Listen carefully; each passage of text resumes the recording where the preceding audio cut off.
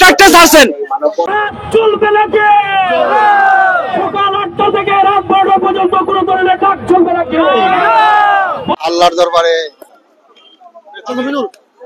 আবেদন করবো যেন এই যে আমাদের ছোট ভাই কালকে ইন্তেকাল করেছেন, আল্লাহ যেন তাকে জান্নাতুল ফেরদৌস নসিব করেন।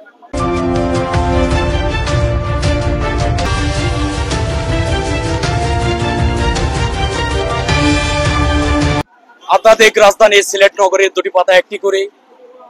আপনারা জানেন, জীবন জীবিকার তাগিদে আমরা সবাই রাইড শেয়ারিং করে আসছি, অনলাইন বলেন আর অফলাইন বলেন।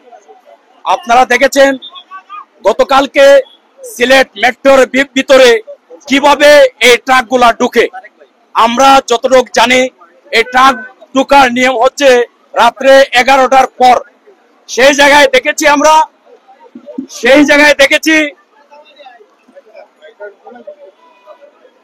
সকাল বিকেল 4টার ভিতরে তারা গাড়ি ঢুকিয়ে দিয়েছে। সেই জন্য রাইড শেয়ারিং গ্রুপের ইউনিয়নের পক্ষ থেকে আজকের আমরা মানববন্ধন করেছি। আমাদের এজেন্টটি হচ্ছে সিলেটে আমরা আর যাতে গতকালকে আব্দুল শহীদ ভাইকে আমরা হারিয়েছি, আর যেন কোনো ভাইকে আমরা না হারাই, সেই জন্য আজকের এই মানববন্ধনের আমাদের হচ্ছে 3টি দাবি।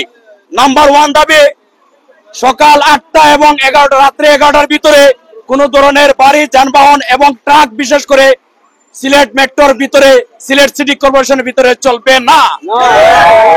দ্বিতীয় নম্বর দাবি হচ্ছে সিলেট সিটি কর্পোরেশনের ভিতরে এই যে ফিটনেস বিহীন অটোরিকশা, যাদের কোনো লাইসেন্স নেই, তারা বিভিন্ন সময় অটোরিকশা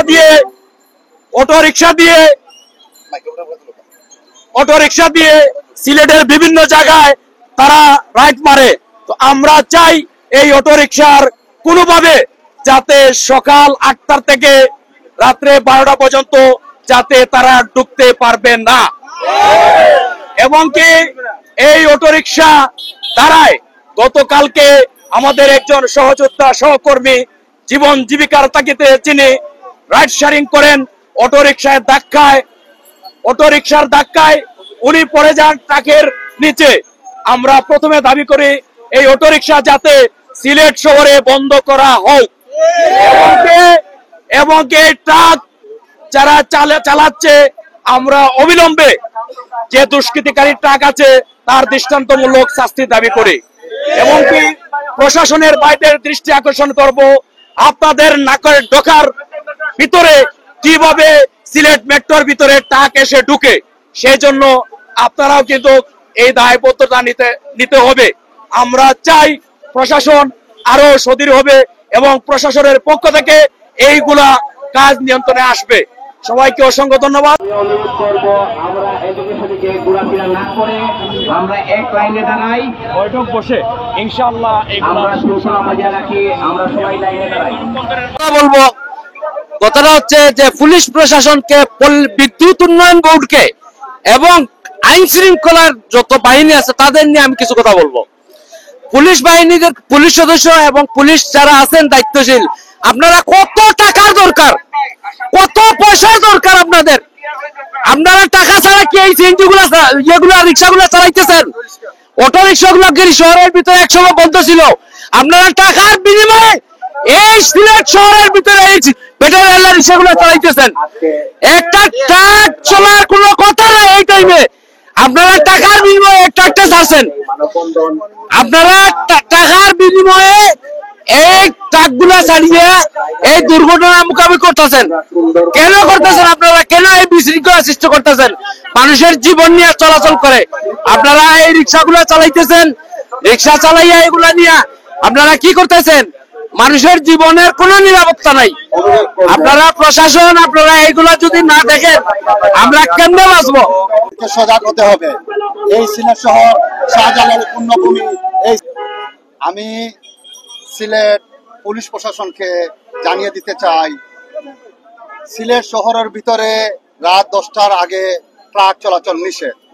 তারপরও কেন এই বিকাল 5 ঘটিকার সময় ট্রাক সিলেট শহরের ভিতরে ঢুকলো, এর তীব্র নিন্দা জানাই। এবং আমি এই পুলিশ প্রশাসনকে জানিয়ে দিতে চাই, আর যদি সিলেট শহরের ভিতরে কোনো রাত 10টার আগে কোনো ট্রাক ঢুকে এর পুরো দায় দায়িত্বটা এই সিলেট প্রশাসনকে নিতে হবে।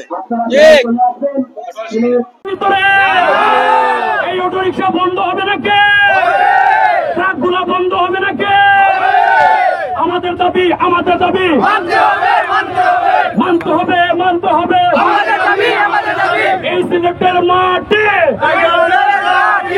শেয়ারিং এর ঘাটে আমাদের দাবি আছে নাকি? অটোরিকশা বন্ধ হবে নাকি? মেট্রোর ভিতরে অটোরিকশা বন্ধ থাকবে নাকি?